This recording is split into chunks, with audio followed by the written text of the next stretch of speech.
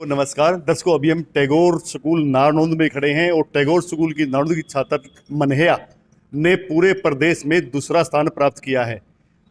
इस स्कूल पिछले 10 सालों से ये स्कूल टॉप 10 में आता रहा है। इस बार भी इस स्कूल ने सफलता के झंडे गाड़े हैं। हम बातचीत करेंगे जिस छात्रा ने दूसरा स्थान प्राप्त किया है। नाम क्या आपका? सर मनहे मनहेया। मनहे मनहे yes. मनहे आपने पूरे प्रदेश में दूसरा स्थान प्राप्त किया है, तो इस आपने कैसे तैयारी की है कि और नहीं ये स्थान प्राप्त कर सके? आपने कैसे तैयारियां की हैं? सर बस जैसे जैसे टीचर गाइड करते रहे वैसे वैसे करते रहे। बाकी टीचर्स टेस्ट लेते थे, उससे हो जाती थी प्रैक्टिस। अगर हम आपकी सुबह से लेकर शाम तक की दिनचर्या पूछे, जैसे आप स्कूल में आए, किस प्रकार आपकी तैयारी हुई है, फिर घर जाके कैसी तैयारी की है, एक बार सुबह से लेकर शाम तक का रूटीन बताइए। सर सुबह तो मैं लेट ही उठती थी, फिर तैयार होके स्कूल में आना, फिर स्कूल का टाइम रहता था 2-2:30 बजे तक का।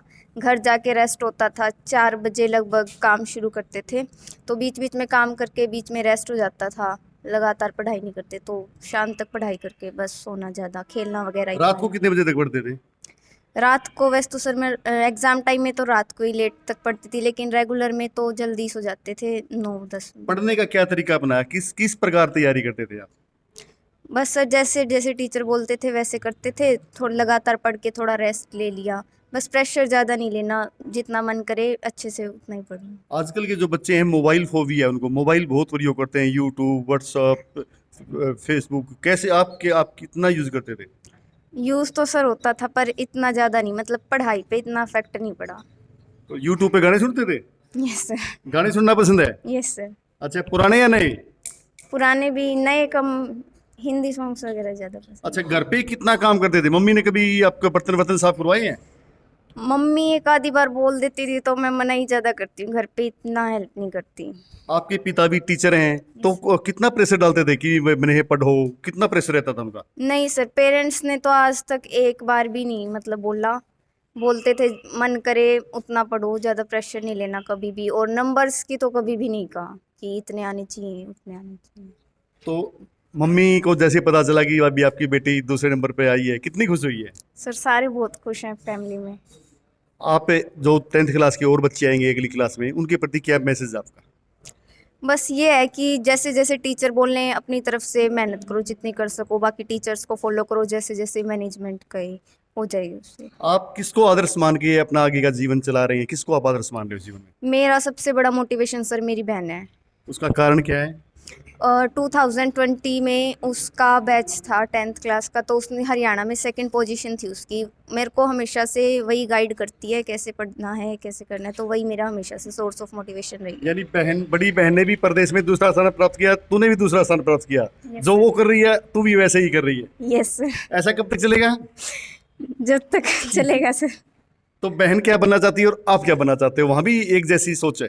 बहन तो फिलहाल सर CSE से बीटेक कर रही है, और मेरा भी इंटरेस्ट इंजीनियरिंग साइड में ही है। अब हम उनके पिता से बात करेंगे। सुशील जी हैं, अध्यापक हैं। सर, आपका हमारे चैनल में स्वागत है। सर धन्यवाद, बहुत बहुत धन्यवाद आपका। सुशील जी, बड़ी खुशी का दिन है, आपकी बेटी ने पूरे प्रदेश में दूसरा स्थान प्राप्त किया है, तो आप इसको किस रूप में देख रहे हैं? सर देखो, स्वाभाविक है सर, खुशी तो अगर पड़ोस में भी आ जाती है उसका भी बड़ा अच्छा अनुभव होता है जी। और ये तो घर में है। गुड़िया ने 2nd पोजीशन हासिल की है, बड़ा अच्छा अनुभव हो रहा है जी।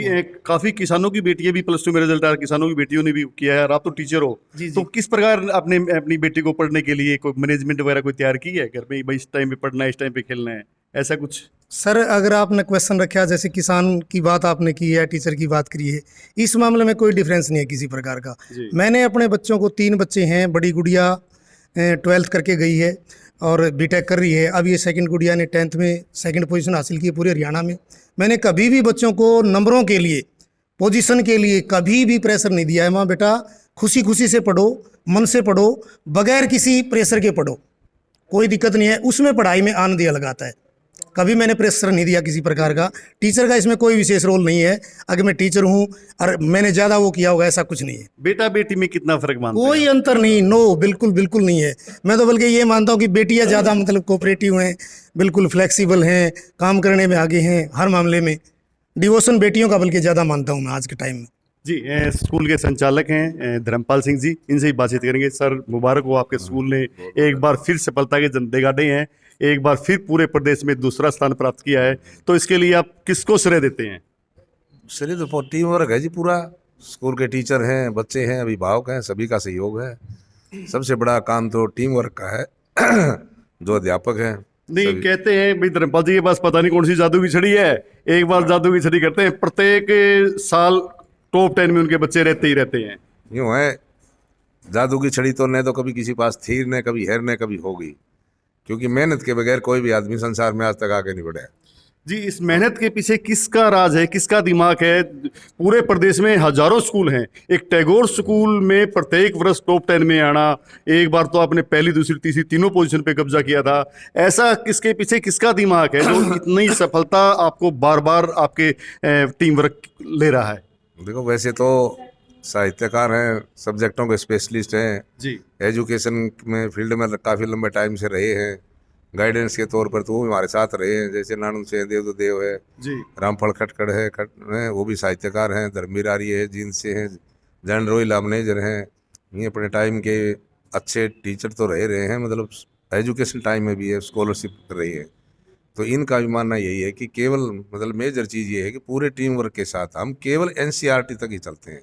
एनसीईआरटी से आगे या पीछे हम कहीं नहीं जाते। छात्रों को एनसीईआरटी की बुक्स ही पढ़ाई जाती है सिर्फ? बस केवल एनसीईआरटी की बुक्स पढ़ाते हैं, एनसीईआरटी को ही बच्चे पढ़ते हैं, उसी को फॉलो करते हैं।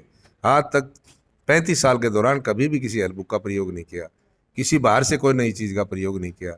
इसके लिए मतलब बच्चे भी, पेरेंट्स भी और सारा स्टाफ, टीम वर्क, सभी मैनेजमेंट मतलब एक साथ ही है। छात्रों को ट्यूशन पे लेने की वगैरह कोई नए ट्यूशन पर कहते हैं भाई कोचिंग तो लेनी ही नहीं, ट्यूशन तो पढ़ना ही नहीं, नए कभी स्कूल में एक्स्ट्रा रखते हैं।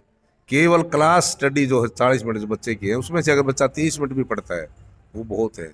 लेकिन बस कमी कारत है कि एनसीईआरटी बेसिक छोड़ करके दूसरी बुक्सों में ज़्यादा फोकस हो जाता है, तब जा करके गड़बड़ होती है। हम एनसीईआरटी से बाहर नहीं जाते। छात्रों के लिए क्या संदेश है जी आपका? और छात्रों के लिए संदेश यही है भाई, मतलब डिसिप्लिन में रहो, हैं, अगर अनुशासन में रहोगे तो अपने आप पढ़ोगे। जिन परिस्थितियों से आप स्कूल में आ रहे हैं, उन परिस्थितियों के बारे में आपको जरूर परिचित होना चाहिए। उन परिस्थितियों को चेंज करने के लिए आपने ज़रूर मेहनत करनी चाहिए। जिस मेहनत से माँ बाप आपकी फीस दे रहे हैं, उन परिस्थितियों को अगर चेंज करने के लिए आप मेहनत नहीं करते हैं तो आपकी पढ़ाई किसी काम नहीं आएगी। जी, ये थे हम टैगोर स्कूल में। टैगोर की स्कूल की छात्रा मनहे ने दूसरा स्थान प्राप्त करके पूरे प्रदेश में स्कूल का नाम रोशन किया है, और प्रत्येक वर्ष ये स्कूल है जो प्रदेश के टॉप 10 है उनमें अपना स्थान बनाता है। कैमरामैन सज्जन सैनी के साथ सुनील मान, न्यू इंडिया लाइव।